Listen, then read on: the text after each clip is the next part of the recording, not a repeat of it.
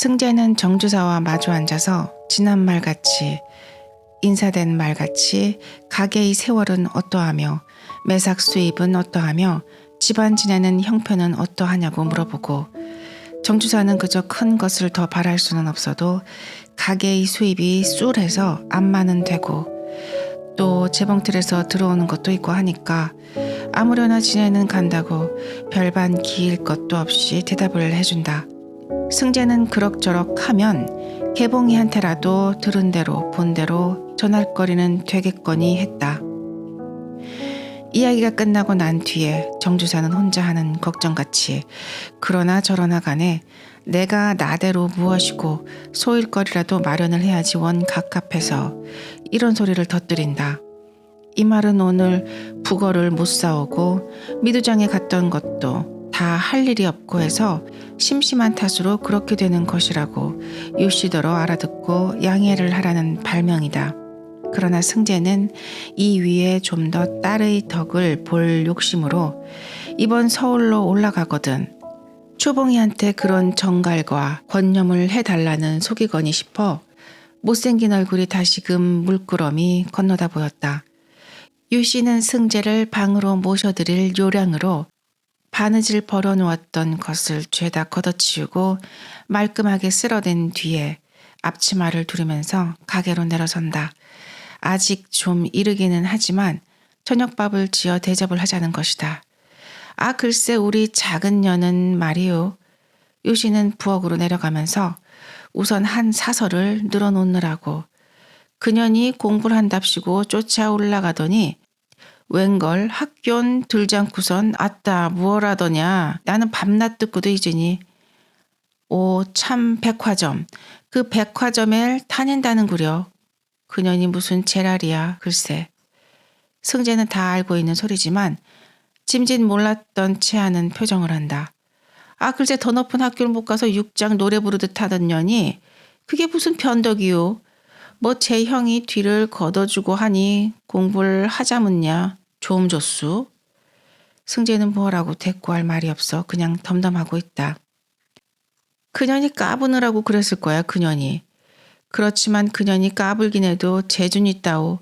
또 제가 하려고도 들고 그러니까 싹수가 없더나 하는데 그리고 허기야 까부는 것도 다 철들면 괜찮을 테고 하지만 승재는 유씨가 그 입으로 이렇게까지 개봉이를 추는 소리를 듣느니 처음이다.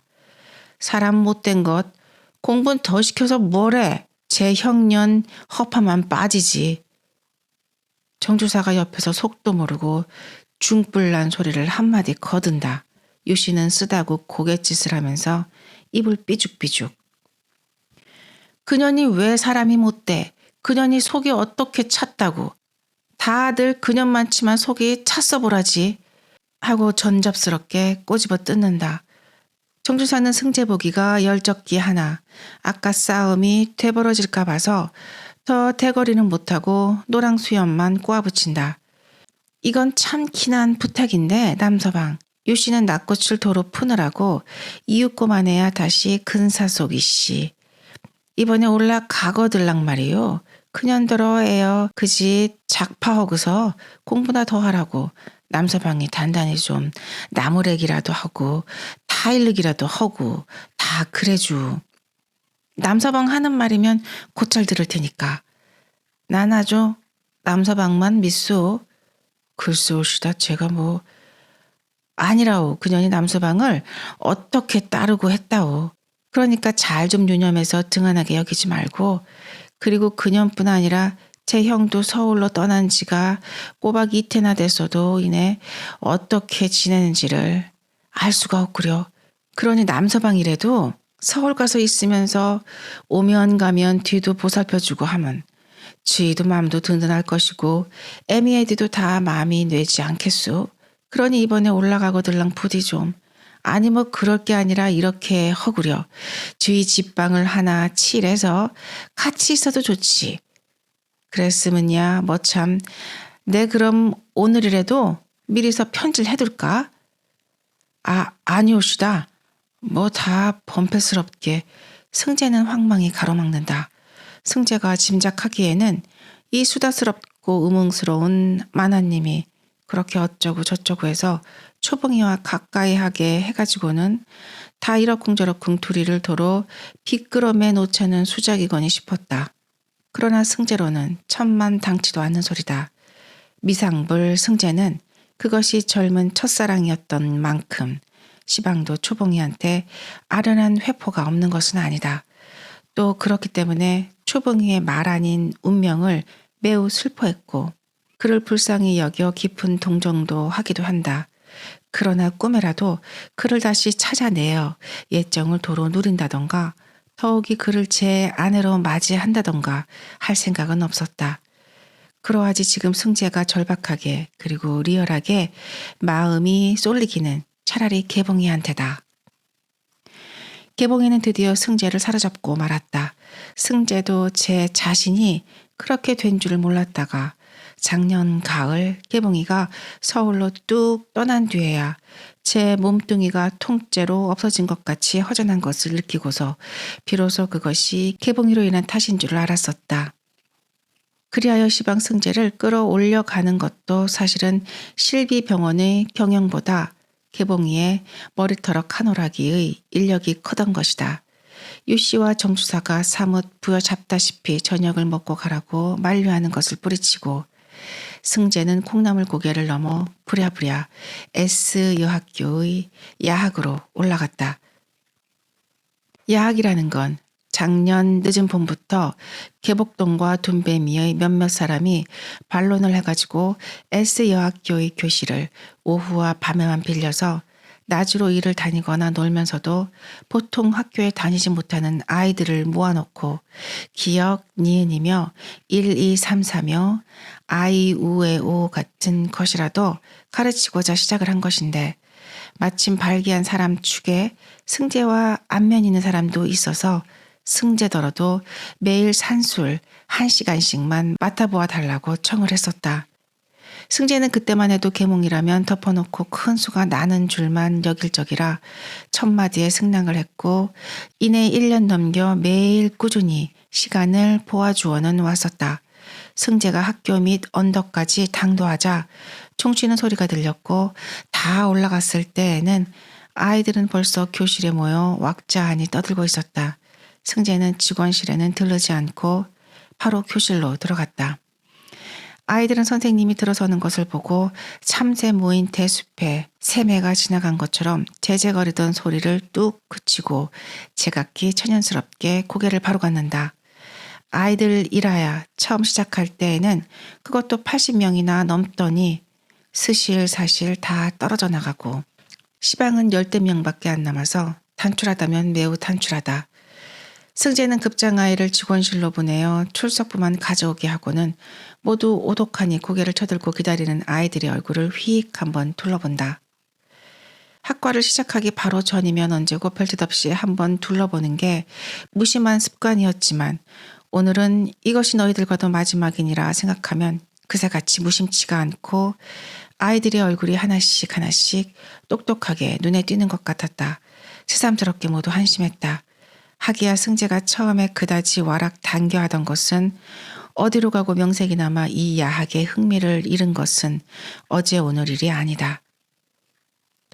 작년 겨울서부터 그는 계몽이니 혹은 교육이니 한다지만 어느 경우에는 절름발이를 만드는 짓이고 보아야 사실상 이득보다 독을 끼쳐주는 게 아니냐고 지극히 좁은 현실에서 얻은 협착스러운 결론으로다가 막연한 회의를 하기 시작했었고 그러기 때문에 야학 맡아보아 주는 것도 신명이 떨어져서 도로 작파하고 싶은 생각이 없지 않았었다. 그렇지만 속은 어찌되었든 같은 교원이면서 아이들한테고 떳떳하게 내세울 이유가 없이 그만두겠다는 말이 선뜻 나오지를 않아서 오늘까지 미룸미룸 해왔던 것인데 그러자 계제에 이번에 서울로 멀리 떠나게 되었고 그래서 할 수 없이 고만두게 되는 참이라 마음이야 어디로 갔든 겉으로는 그리 민망할 건 없었다. 아이들의 모양새라는 것은 제각기 모두 밥을 한 사발씩 듬뿍듬뿍 배불리 먹고 났어도 도로 시장에 보일 얼굴들이다. 끔한 놈, 샛노란 놈, 그 중에서도 그래도 새까만 놈은 영양이 좋은 편이다. 모가지와 손등과 귀 밑에는 지나간 겨울에 트고 눌러붙고 한 떼꼽채기가 아직도 가시지 않은 놈이 거지 반이다. 옷도 저희들 생김새와 잘 어울린다. 아직 솜 바지 저고리를 입은 놈이 있는가 하면 어느 놈은 헛고이 적삼을 서늑서늑 갈아입었고 다 떨어진 꼬꾸라 양복은 제법 칠했감이다.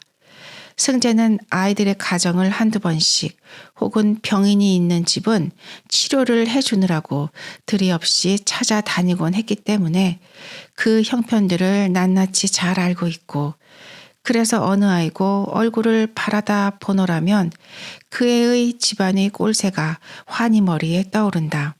개개 지붕이 새고 토단벽이 무너진 오막살이요. 그나마 온건한 채가 아니고 방이 둘이면 두 가구, 셋이면 세 가구로 갈라 산다. 방문을 열면 악취가 코를 찌르는 어두컴컴한 속에서 얼굴이 오이꽃같이 노란 여인네의 북통 같은 배가 누워있게 아니면 뜨는 누룩처럼 검은 부항이 난 사내가 쿨럭쿨럭 기침을 하고 앉았다. 또 어느 집은 할 일 없이 도야지 새끼처럼 허리를 헌띠 같은 것으로 동여 매어 괴짝 자물쇠에다가 매달아 놓은 애기가 눈물 콧물 뒤범벅이 되어 울고 있다. 이건 양주가 다 벌이를 나간 집이다. 그 반대로 남녀가 어린 아이들과 방구석에 웅숭거리고 있는 집은 벌이가 없어 대개 하루나 이틀은 굶은 집이다. 승재는 모두 신산했지만 더욱이 당장 굶고 앉았는 집을 찾아간 때면 차마 그대로 돌아서지를 못해 지갑에 있는 대로 털어놓곤 했다. 마침 지닌 것이 없으면 뒤로 돈 원이라도 변통에 보내준다. 그뿐 아니라 온종일 굶고 지내다가 축 처져가지고 명색 공부랍시고 하러 온 아이들한테는 호떡이나 떡이나 사서 먹이는 게 학과의 공부보다 훨씬 더 요긴한 일과였다. 그러느라 작년 가을 의사면허를 탔을 때 병원 주인이 40원을 한몫 주어서 80원이나 받는 월급이 약품값으로 20원가량, 생활비로 10원가량 들고는 그 나머지는 고스란히 그 구멍으로 빠져나가곤 했다. 그러나 전과 달리 시방 와서는 그것을 기쁨이나 만족으로 하지를 못하고 하루하루 막막한 생각과 불만한 우울만 더해갔다.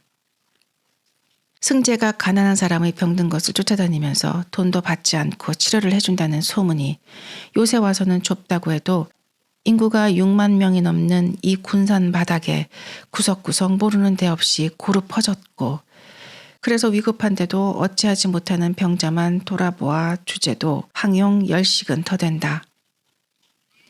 그 밖에 종기야 가슴 아피야 하고 모여드는 사람은 이루 헬 수가 없다. 큼직한 종합병원 하나를 차리고 앉았어도 그 사람들을 골고루 만족히 치료해 줄 수는 없을 것 같았다.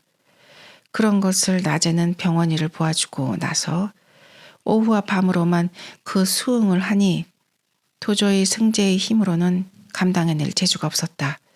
그건 그렇다고 다시 돈 그까짓 3, 40원을 가지고 그 숱한 배고픈 사람들을 갈라 먹이자니 마치 시장한 판에 밥알이나 한 알갱이 입에다 넣고 씹는 것 같아 간에도 차지 않았다.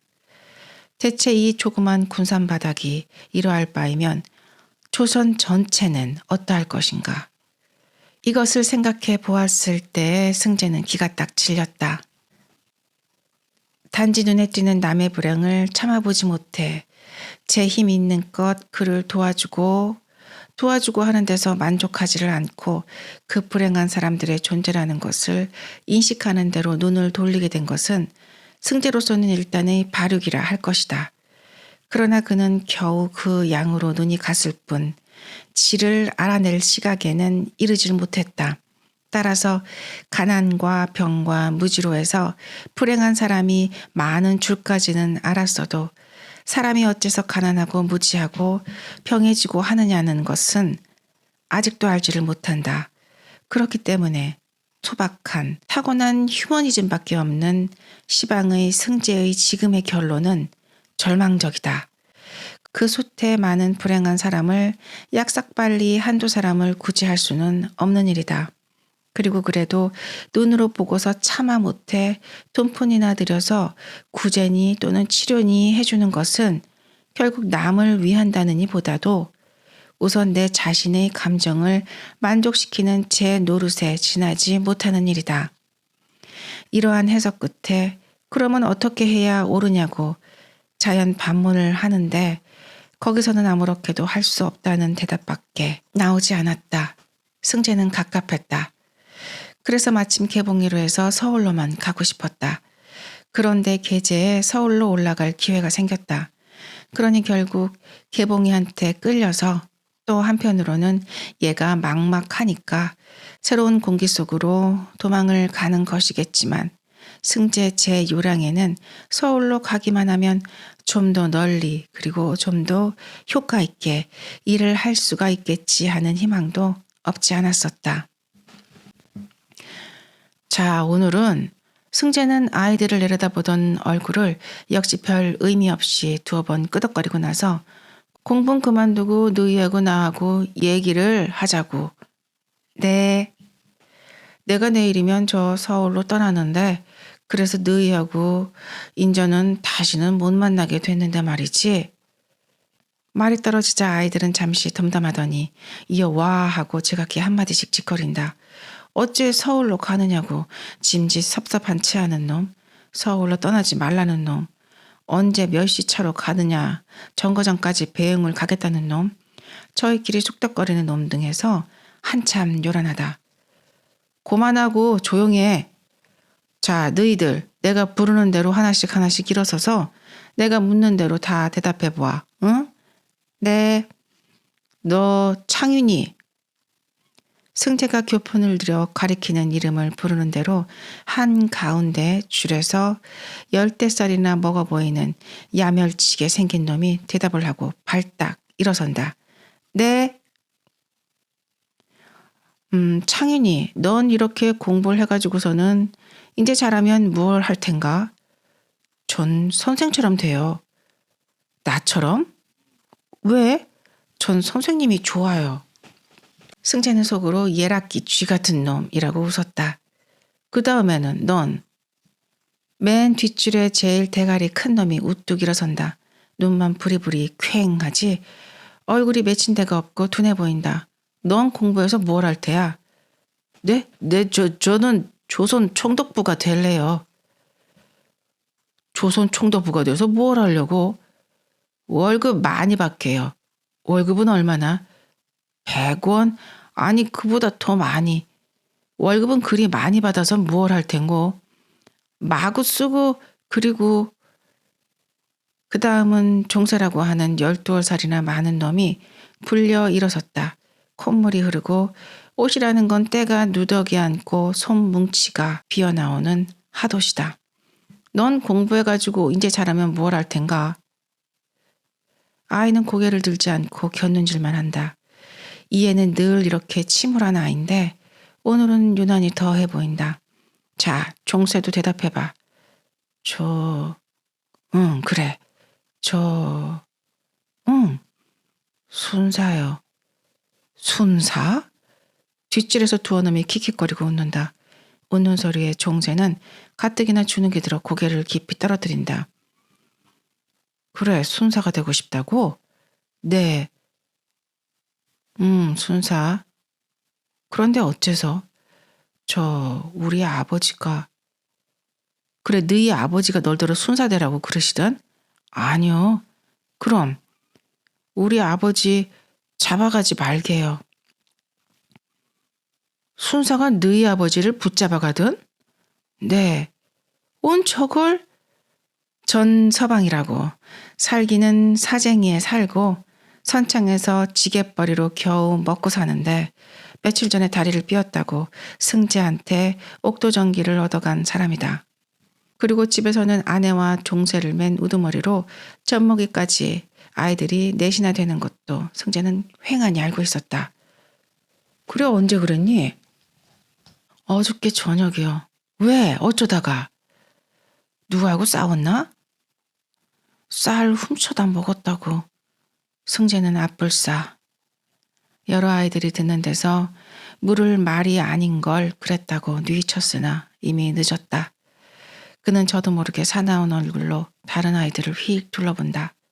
선생님의 무서운 얼굴에 겁들이 나서 죄다 천연스럽게 앉아있고 한 놈도 웃거나 저희끼리 소곤거리는 놈이 없다.